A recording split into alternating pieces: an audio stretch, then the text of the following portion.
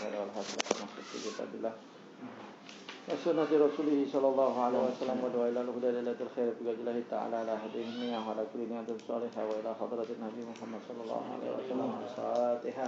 أعوذ بالله من الشيطان الرجيم. بسم الله الرحمن الرحيم. الحمد لله رب العالمين الرحمن الرحيم مالك يوم الدين إياك نعبد وإياك نستعين اهدنا الصراط المستقيم صراط الذين أنعمت عليهم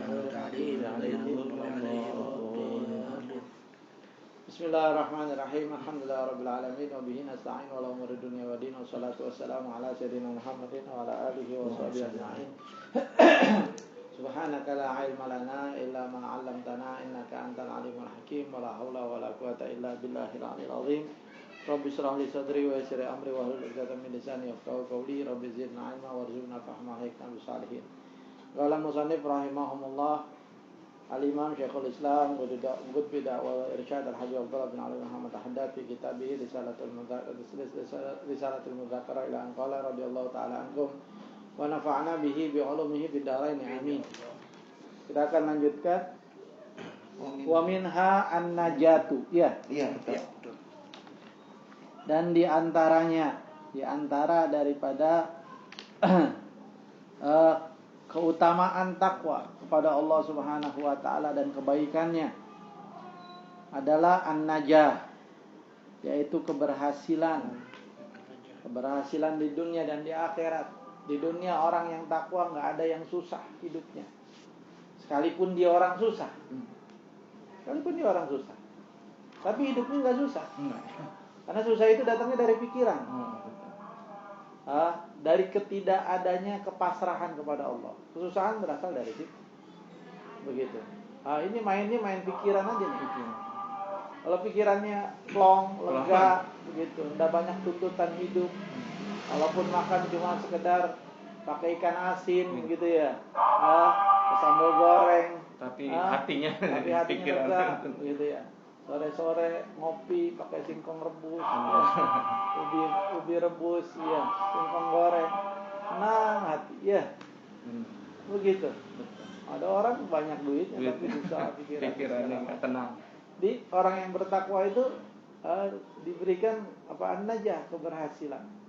Di dunia berhasil, walaupun dia secara materi ya biasa-biasa aja lah, dia berhasil meraih kebahagiaan yang orang-orang cari. Ya, orang-orang cari di dalam hidup ini apa? Kebahagiaan. Dia dapat kebahagiaan, walaupun duit kagak, walaupun harta seadanya. Bahagia gitu, karena tenang hidup. Begitu, dengan takwa. Begitu. Orang yang takwa itu pasti akan mulia, begitu ya. Hidupnya juga akan penuh dengan ketenangan, ketentraman batin seperti itu. Itu di dunia. Di akhirat lain lagi. Di akhirat ya keberhasilan daripada selamat dari api neraka, dari azab Allah, kemurkaan Allah, begitu masuk ke dalam surganya Allah Subhanahu wa taala. Nah, itu yang paling besar. Ya. Begitu. Faqad faz. Ya. Siapa orang yang selamat daripada neraka, begitu, wa udkhilal jannah, dan dimasukkan ke dalam surga, faqad faz. Gitu. Maka dia telah berhasil, telah beruntung, telah menang, gitu ya. Seperti itu. Qala subhanahu wa ta'ala, berfirman Allah Subhanahu wa ta'ala, tsumma nunajjil ladzina taqau. Kemudian kami berikan keberhasilan, keselamatan kepada orang-orang yang bertakwa. Selamat dari apa? Dari api neraka. Gitu. Dari tergelincir di jembatan Sirat dan seterusnya. Ya. Allahumma ja'alna minal muttaqin. Semoga Allah jadikan kita orang-orang yang bertakwa. Wa minhal wa'du bil jannah, dan diantaranya adalah janji terhadap surga. Janji surga buat orang-orang yang bertakwa. Surga itu uiddat lil muttaqin. Untuk orang yang bertakwa, bukan buat orang kaya, bukan buat orang kulit hitam, kulit putih, kulit kuning lah, buat orang yang bertakwa. Apapun warna kulitnya, apapun status sosialnya, apapun sukunya, ya seperti itu. Makanya Allah nggak memandang manusia itu ya dari apa sukunya, apa bangsanya, Arab atau Ajam dan seterusnya. Tapi yang Allah pandang dari mereka adalah ketakwaannya. Begitu. Yarfa'illahu alladziina aamanu minkum walladziina utul ilma darajat. Gitu.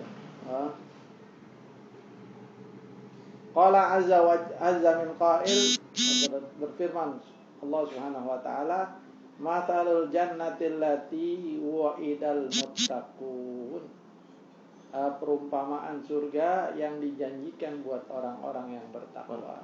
Ya, ini suratnya panjang ya, lanjutannya sifat-sifat surga. Kita tidak bilang. Di sini tilkal jannat. Kalau di sini tilkal jannatul lati wa'idal muttaqin. Kalau situ masalah ya. Nah, kalau mungkin kalau kita lihat, kita cek surat apa Muhammad ayat mana yang benar ya? Surat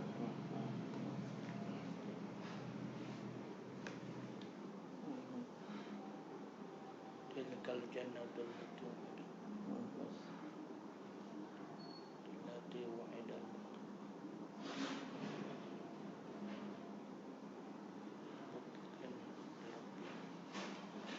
bukan tilka, masalul ya harusnya. Masalul jannah gitu ya.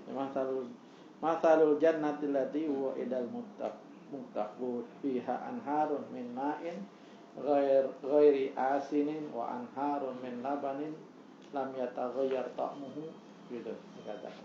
Dalamnya ada sungai-sungai ya, yang jernih, yang tidak asin begitu ya. Tidak menyegarkan diminum gitu, tidak. Apa sih bahasanya kalau air yang kagak enak diminum itu? Bukan air yang kagak enak diminum. Oh, Enggak anta tuh. Air begitu ya. Juga anharun min labanin ya. Sungai dari susu. Lam yataghayyar ta'muhu, yang tidak berubah rasanya. Bahkan diteguk, makin diminum makin enak. Begitu. Itulah kenikmatan surga, kenikmatan yang abadi. Kita kalau minum teh nih atau minuman apapun yang enak begitu, umpamanya kopi yang paling mahal, tegukan pertama enak, tegukan kedua enak, ya seterusnya sama aja. Tapi kalau di surga, tegukan pertama nikmat, yang kedua lebih nikmat dari yang pertama, yang ketiga lebih nikmat dari yang kedua, dan seterusnya. Jadi tidak ada rasanya tuh bosan gitu. Terus standar sama flat rasanya, enggak. Makanan yang rasanya flat itu di dunia. Dan di surga itu buah-buahan ya, warnanya sama, bentuknya sama, begitu. Wa utubihi mutasyabihat, begitu ya. Dia sama bentuknya, dia sama warnanya, tapi begitu dimakan lain rasanya. Begitu, lain rasanya. Dalam satu dahan bahkan. Dalam satu puun. Ya. Wa anharun min khamrin, ya, dan sungai dari khamr yang tidak memabukkan, ladzatil lisyaribin. Ya, yang lezat untuk diminum. Wah, ada lagi satu lagi, wa anharin min asalin musaffan, ya. Walahum fiha kullu thamarat, ya, dan seterusnya. Dan ada lagi sungai dari asal, dari madu, gitu, masya Allah. Nah, itu dijanjikan buat orang-orang yang bertakwa. Innalil muttaqina inda rabbihim jannatin na'im. Sesungguhnya bagi orang-orang yang bertakwa inda rabbihim, di sisi Tuhan mereka, jannatin na'im, surga yang penuh dengan kenikmatan, jannatun na'im. Wa uzlifatil jannatu lil muttaqina ghaira ba'id, ya. Dan didekatkan surga, ya, lil muttaqina, bagi orang-orang yang bertakwa, ghaira ba'id, ya, tidak jauh gitu. Gitu ya. Jadi surga itu luasnya luar biasa. Tapi kalau orang mau menjangkau dari satu tempat ke satu tempat yang lain, ya, maka dia bisa cepat, bisa sampai cepat. begitu, nggak jauh. Padahal ada orang minta, dalam riwayat ada orang minta sama Allah, ya Allah saya mau keliling surga, pengen tahu luasnya surga seberapa, luasnya surga. Beri saya sayap, biar bisa terbang. Kasih sayap, terbang tuh. Muterin ngelihat melintasi surga gitu ya, lewat. Oh, sudah 100 tahun nih dia terbang. Belum. Begitu berhenti, udah dirasa udah cukup dah, udah banyak nih kayaknya. Tanya sama malaikat, udah berapa persen dari surga yang saya lewati, yang saya tempuh? Kan surga yang baru ente lewatin itu baru sepertiganya tanah milik Sayyidina Abu Bakar Siddiq. 100 tahun dia terbang baru sepertiganya tanahnya Sayyidina Abu Bakar Siddiq. Ente bayangin ruku dan sujudnya orang di bulan Ramadan, ya, maka diganti oleh Allah syajaratun fil jannah, satu pohon di surga, ya, yang mana zilnya, bayangannya itu naungannya itu, bayangannya kan apa pohon ada bayangannya, itu biasa orang duduk di bawah naungan, neduh di bawahnya, yang mana bayangannya itu, ya, belum habis dilewati selama 100 tahun oleh seorang yang berkuda. Kuda aja, itu kuda kan cepet ya. Ya, berkuda 100 tahun belum habis nih naungannya. Masya Allah. Ya, begitu jadi. Itu baru ruku doang, sama sujud, belum yang lain ya. Itu belum yang lain, itu baru ruku dan sujud di bulan Ramadan. Khusus di bulan Belum Ramadan. puasanya. Artinya adalah syajaratun fil jannah. Ya, diganti rumah di surga. Makanya yang pilih sholat yang berapa rakaat? Ya, yang banyak kan dikit ya. 20. Iya lah. Biar pohonnya banyak kan dikit, enggak gersang banget surga ente. Ya, benar. Begitu. Ya, tapi kemarin ya Ramadan kemarin ya, mudah-mudahan Ramadan tahun yang akan datang kita Allah sehatkan badan kita, panjangkan umur kita, ya keadaannya sudah berbeda ya. Ya setidaknya nggak seperti yang kemarin ya. Tutup total, masya Allah, ngumpet terawih. Itu pun kalau udah ngumpet terawih gitu, terawihnya pasti 8 rakaat semua tuh. Iya benar. Udah nggak nyaman juga. Iya, karena takut-takutan akhirnya 8 rakaat semua, mau buru-buru selesai. Begitu. 20 udah hilang dah tuh yang 20. Kalau pandemi ini terus kayak naudzubillah, terlupa lagi orang sholat rakaat tarawih itu ada 20 rakaat ya. Jadi 8 rakaat semua lagi. 11 sama witir. Ya, rata-ratanya begitu. Rata-ratanya seperti itu.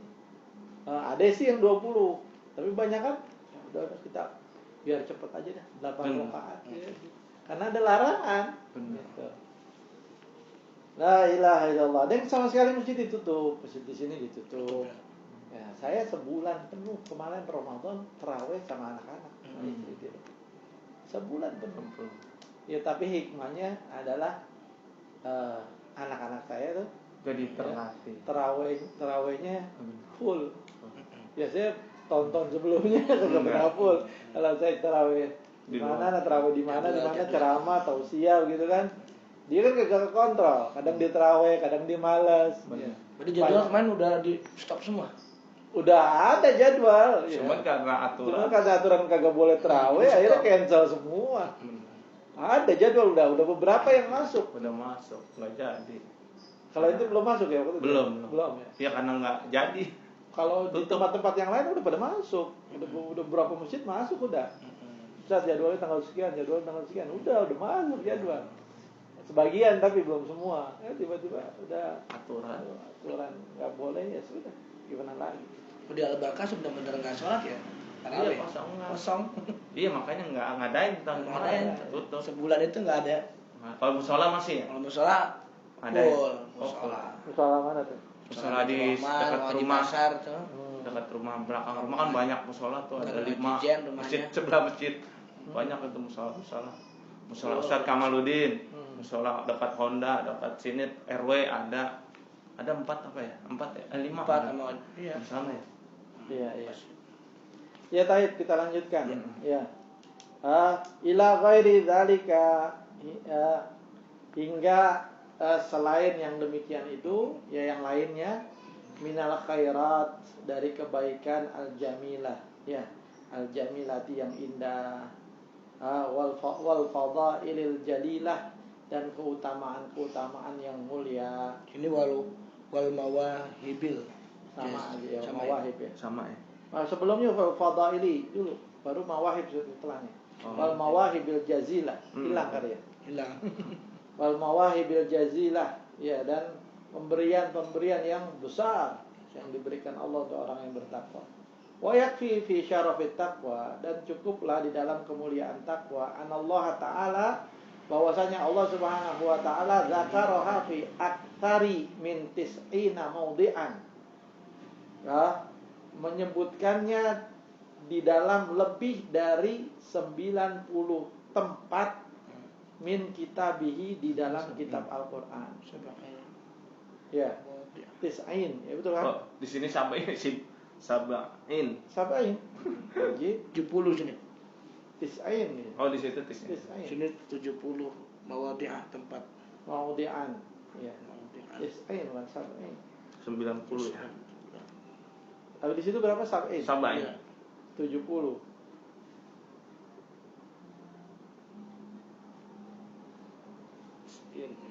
Mawadi'ah. Kita fil amri taqwa ya. Fil amri taqwa sampai. Baik.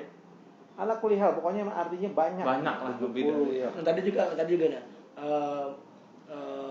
Minal khairatil jamilati wal mawahibil jazilati wal fadailil jalilati. Oh, berarti dikebalik. Kebalik ya itu. Kebalik. Kebalik itu. Iya.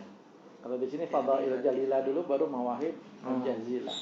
Sama ya, maknanya tadi diberikan Besar ya. Iya. yang sangat besar ya. Iya, sama aja. Fadail Dan keutamaan yang agung, keutamaan yang besar. mawahib pemberian jazilah yang besar. Besar dan keutamaan yang besar gitu Agung. ya. Iya. Agung artinya. Baik. Wa fil amri bit taqwa wa fadilatihi, dan di dalam amar perkara terhadap ketakwaan dan keutamaannya, qala Rasulullah sallallahu alaihi wasallam, bersabda Rasulullah sallallahu alaihi wasallam. Sekarang kita masuk pada sabdanya Nabi. Setelah setelah ayat-ayat Al-Qur'an tentang keutamaan takwa, sekarang hadisnya. Apa sabda Nabi? Yang pertama, hadis disebutkan di sini, ittaqillaha, bertakwalah kalian kepada Allah haitsuma kunta, dimanapun kalian berada. Nah, ini kesungguhan takwa terletak di situ sebetulnya. Itu intinya takwa. Bertakwa kepada Allah dimanapun kita berada. Ada orang takwa sama Allah kalau di depan orang, ya, Di masjid. di masjid, ya, di depan orang, di majelis, takwa dia. Tapi kalau di kamarnya, di kamar mandi, di mana, wallahu a'lam. Apa yang dia tonton, apa yang dia naudzubillah, nggak ada yang tahu. Ya, takwa itu seperti halnya kita malu, aib kita kelihatan sama orang, ya, berbuat dosa, malu kita kalau ketahuan orang. Maka dalam kesendirian kita juga malu. Ya, terlihat oleh Allah Subhanahu Wa Taala. Ada orang kalau di depan orang lain malu dia berbuat dosa, tapi di dalam kesendiriannya dia nggak malu. Begitu. Kenapa ente malu di depan orang berbuat dosa? Ya malu sama orang, tahu apa kata orang. Nah, apalagi Pengaruh dari pandangan manusia. Sementara ini ente ketika sendiri ataupun di hadapan orang kan tetap dipandang Allah. Allah tetap memandang. Berarti secara tidak langsung di dalam hati kita itu, ya, pandangan manusia lebih besar seakan-akan daripada pandangan Allah. Dan pandangan Allah ahwan, lebih ringan begitu seakan-akan. Nauzubillah. Ya. Seakan begitu. Ya, tapi mudah-mudahan nih bilang sama Allah, ya Rabb, bukan pandanganmu lebih hina bagiku daripada pandangan manusia, tetapi syahwatku, syaitan yang menggodaku, yang menguasai diri, menjadikan diriku sebagai seorang pecundang di hadapan mereka, bertekuk lutut dengan hawa nafsu. Ya Allah, jadikan aku pemenang dari hawa nafsu dan godaan syaitan. Begitu. Karena kalau enggak kita akui, ya seakan-akan begitu. Di sana hal kita mengatakan pandangan manusia itu lebih besar daripada pandangan Allah. La ilaha illallah. Lebih kita perhitungkan daripada pandangan Allah Subhanahu wa taala. Begitu. Orang kalau udah pada sampai level takwa, begitu, kedekatan dengan Allah, ketika dia lagi sendiri, dibuka handphone umpamanya, handphone, lihat sosial media, tiba-tiba ada gambar perempuan, foto perempuan yang kebuka auratnya, itu dia langsung malu, punya perasaan apa? Bukan kagak ada orang yang lihat, langsung digeser atau dimatiin. Begitu. Kalau bukan karena dakwah, nggak segan itu pakai media sosial. Kalau bukan karena dakwah, segan pakai media sosial. Wallahi bikin capek, bikin hati pegel. Ya. Mendingan kita tuh, orang tuh yang bahagia tuh orang yang nggak tahu apa-apa, tahu? Iya benar. Orang yang nggak tahu apa-apa bahagia. Kalau lihat orang gila nggak tahu apa-apa dia, bahagia aja dia. Iya benar. Nggak pernah sedih dia, bahagia aja. Nggak tahu apa-apa dia. Gitu. Orang yang hidup di kampung-kampung, di dusun-dusun, bahagia, makannya cuma begitu-begitu aja seadanya, hasil dia tanam sendiri, ikan dicari, ya. Di sungai segala macam, makan begitu seadanya, ya, nggak tahu berita, nggak tahu informasi, nggak nyampe internet ke tempat mereka biasa aja, dia masih asik aja. Itu hidup yang menyenangkan sebetulnya. Itulah hidup yang menyenangkan. Sekarang kita lihat nih kehidupan kita sekarang, coba bandingkan sama kehidupan kita masa dulu aja. Iya benar. Dulu kita nih anak-anak, dulu kita masih anak-anak, tenang. Kita cukup berbahagia cuma modal pecahan genteng sama bola kasti, bola tenis ya. Tuh, pecahan genteng disusun-susun terus kita main lari. Senang banget ya. Event apa gitu ya. Atau ada kayu tuh bekas gagang sapu dipotong dua. Ya, satu panjang, satu lagi pendek kan. Main apa tuh namanya? Takada. Iya, takada. Lah, itu modalnya murah banget. Benar. Tapi bahagianya luar biasa. Benar. Main hujan-hujan, bahagianya luar biasa. Anak-anak sekarang coba. Mereka untuk cari kebahagiaan yang kita dulu pernah rasain, mesti kita ajak jalan-jalan ke mana. Ya Allah ya Rabbi, ngeluarin biaya. Gadget, handphone, game, padahal mereka jenuh lama-lama juga. Kebahagiaannya semu. Kalau dulu kan kebahagiaan benar-benar. Jadi orang tuh sebetulnya makin dia nggak tahu apa-apa, makin bahagia dan makin selamat hatinya. Makin selamat hatinya. Begitu. Entum umpama nih ya, Sofyan. Ada orang ngomongin ente, si fulan nih ngomongin ente, si A ngomongin ente, jelek-jelekin ente di belakang ente. Ente nggak tahu. Nanti baik-baik aja sama dia kan? Iya, baik aja, negor apa aja. Biasa aja orang nggak tahu. Tiba-tiba anak kasih tahu, anak dengar di rumah, anak kasih tahu ente. Ustaz Sofyan, tuh orang ngomongin ente masa begini. Besok ente ketemu dia berubah nggak kira-kira? Berubah. Marah. Siapa yang salah di sini? Anak. Perbuatan ini yang disebut namimah. Mengadu domba, ini perbuatan kamu. Nah, itu di media sosial banyak bener tuh yang modelnya begitu. Banyak bener. Ya, yang modelnya begitu. Mindain omongan, maksudnya katanya sih nge-share buat informasi dari mana? Dia cuma memprovokasi. Walaupun bukan ente yang bikin. Bener atau enggaknya? Tahu. Kalau orang bicara tuh, orang ngomong, itu kemungkinannya ada dua, bisa benar bisa bohong. Bisa benar bisa bohong. Begitu juga berita yang ada di media sosial, bisa benar bisa bohong. Tapi tahu apa yang pasti benar, pasti jujur. Itu bisa jujur bisa bohong. Kalau omongan apa yang ada di media sosial, postingan dan lain sebagainya. Iya, benar. Tahu apa yang pasti jujur? Yang pasti jujur itu diem. Diam. Orang diem ada yang bohong. Aman. Kagak. Lah orang dia diem. Iya, Diem aman. itu pasti jujur. Heeh. Iya. Kayaknya aulia smooth dia. Iya, man kana yu'minu billahi wal yaumil akhir falyaqul khairan aw liyasmut. Kenapa? Karena diem pasti jujur. Kalau ngomong bisa jadi omongannya Benar, bisa salah. benar, bisa jadi jujur, bisa jadi bohong. 3 ya. Kalau diam pasti jujurin. Aman dah. Mana ada orang diam, dia bohong mulu dia. Bohong dari mana orang ngomong aja kagak. Iya. Ada orang gaguk, Iya. tukang bohong, ada tanya gitu. Nggak ada. Nggak ada. Orang gaguk, gue dibohongin gue sama siapa? Tuh sama gaguk, posisi gaguk tuh. Gimana dia bisa bohong? Ngomong Akal aja gak pikirannya bisa. nggak nyambung. Ngomong Kita- aja dia gak bisa. Iya. Gimana dia bisa bohong? Benar. Ya. Jadi ente kalau melihat orang cacat, Mm-mm. orang gagu, ya gitu dia tuli, Iya. terus dia jadi gagu kan biasa gitu. Ya. Iya. Jangan lihat dia itu lebih rendah dari kita. Iya. Nah, secara fisik mungkin, Mungkin. tapi secara apa namanya dosa, ya Mungkin lebih kurang. kemuliaan dia semakin sedikit dosanya. Dosa yang paling banyak itu dosa lisan. Lisan. Iya. Ini dia dan telinga apa yang haram diucapkan, haram didengar. Didengar yang maksiat kagak. Dia ngucapin yang maksiat, ngomongin maksiat kagak. Selamat dia. Aman. Benar. Lihat orang buta, alhamdulillah banyak dosa mata, maksiat Sama mata. apa? Iya. Dia selamat dari dosa mata. Kalau ditarik ya, Sayyidina apa namanya Abu Bakar As-Siddiq, beliau mengatakan begitu. Itu beliau nih Sayyidina Abu Bakar As-Siddiq dalam kitab Bidayatul Hidayah disebutkan di sana.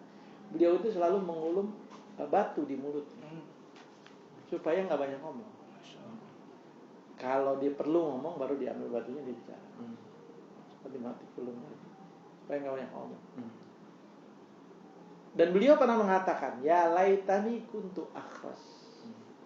Duhai andai saja aku ya tercipta dalam keadaan gagu, nggak bisa ngomong, lebih selamat lisan, lebih selamat. Ente kalau baca kitab Bidayatul Hidayah itu karya Imam Ghazali atau Ihya Ulumuddin yang lebih di atasnya lagi. Ada anggota jawarihnya ada 7. Seperti halnya 7 pintu neraka. Begitu. Mata, telinga, begitu. Mulut yang di atasnya. Mata, telinga, mulut, begitu. Tangan, kaki, perut, farj, maluan. 7 anggota. 7 jawarih ini sumbernya dosa. Dan yang paling banyak dari 7 ini Lisan. dosanya lisan. Dibahas yang paling banyak itu di antara yang lain lisan. Imam Ghazali menuliskan sampai 9 dosa lisan. Di kitab Bidayatul Hidayah ini. Dalam kitab Ihya Ulumuddin yang lebih banyak lagi maksiat lisan itu. Jadi ini lidah yang paling bahaya, paling bahaya. Sekarang ya gantinya lidah ya ini. Media sosial. Sama aja. Penyambung lidah sama aja dia. Hukumnya ya kayak lidah. Maki-maki orang haram. Kalau di media sosial tulisan kagak kali Ustaz. Lah kagak sama aja. Zamannya udah beda. Orang maki-maki di media sosial. Sama. Dari mulut, dari pikiran. Chat. Sama aja kan saya nggak ngucapin cuma nulis tuh. Sama. Gitu, sama. Begitu. Allah selamatkan kita insyaallah ya dari afat dunia ya, begitu dan maksiatnya.